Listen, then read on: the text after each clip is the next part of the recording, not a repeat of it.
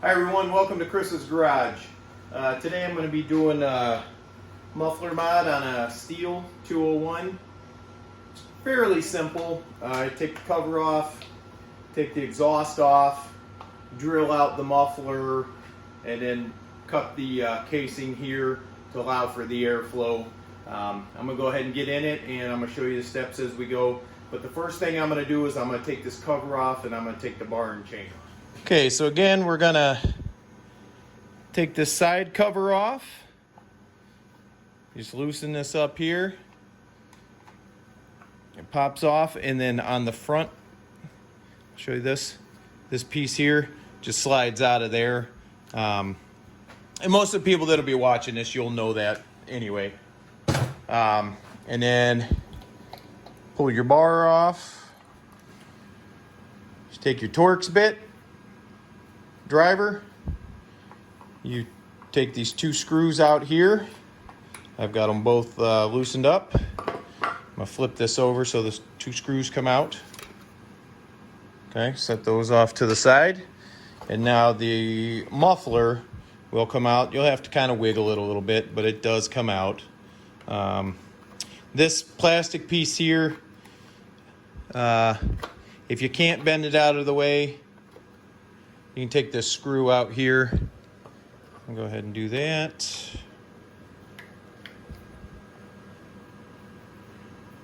Sometimes you can bend this plastic. Not today. There we go. All right, now we're gonna get the muffler out. And one thing, there is this piece right here. It is a heat shield. Make sure that you don't pop that out and lose it. That keeps you from melting the casing. So you gotta keep an eye out for that.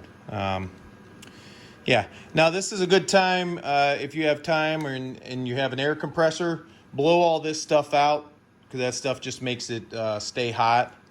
Get it cleaned up, but be careful. You know, you wanna cover your piston here. So if you can, hold your finger over that while you're blowing the stuff out. And then we're gonna get started on this. Now that we have the muffler out, what we're going to do is drill a hole right in here. So I'm going to put it in a clamping device. Try not to smash this. You know, you want it held in place so it's not wiggling all around, but try not to smash it. What I'm using here, it's a big jaw horse. Basically, it's like a big portable vise. I've just got wood and stuff screwed on there, so I'm just going to kind of clamp it in place there. And then let me move you back here a hair. And adjust this down a little bit, that way you can really see what I'm doing. There we go, zoom you in there.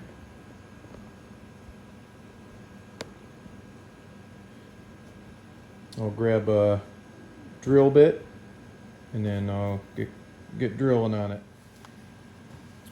Okay, I got my hole drilled in the muffler. Now I'm gonna take, just take a file, knock the edge of it off. There's different round files and things like that you can use. I'm just going to use this.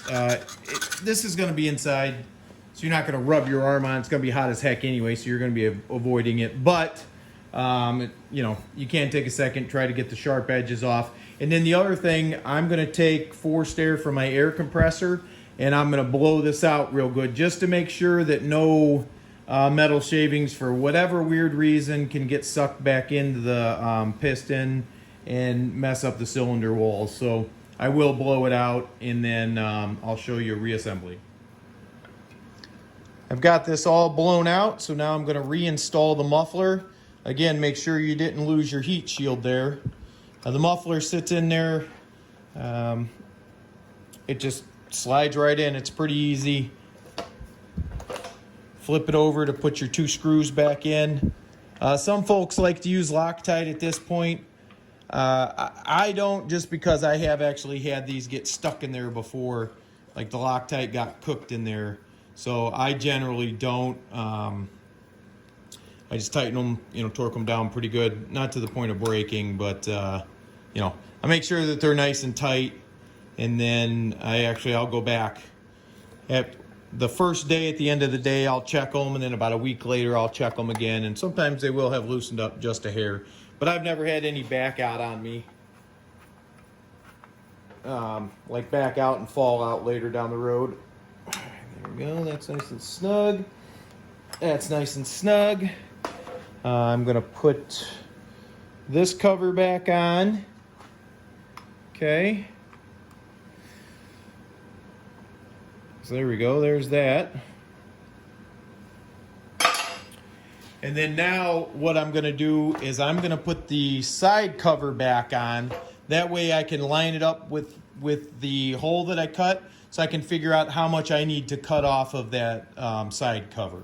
I'll get it on there and I'll explain that part again too. I put the cover back on, I got it lined up, and I just started this. You don't need to crank it all the way tight, because again, we're just trying to figure out what our spacing or placement is. I do have a paint pen, and I'm gonna just mark what I want to cut so that this doesn't, get hot or melt. See how it lines up with that? So what I'm gonna do is I'm gonna cut this off, and then I'm gonna cut this down here. I'll open that up a little bit like that. So all this stuff here I'm gonna cut out. And I'm thinking I'll grab my Dremel with a cutoff wheel and do that. Or maybe a roto zip bit, we'll see. So I decided my Dremel with the cutoff wheel is what I'm gonna use. Now you can cut this at an angle. This doesn't have to be perfect, just as long as it's out of the way of the exhaust flow. And also, I do have my face protection on. This is my power cap I'm gonna throw on, and I'm gonna go ahead and cut this.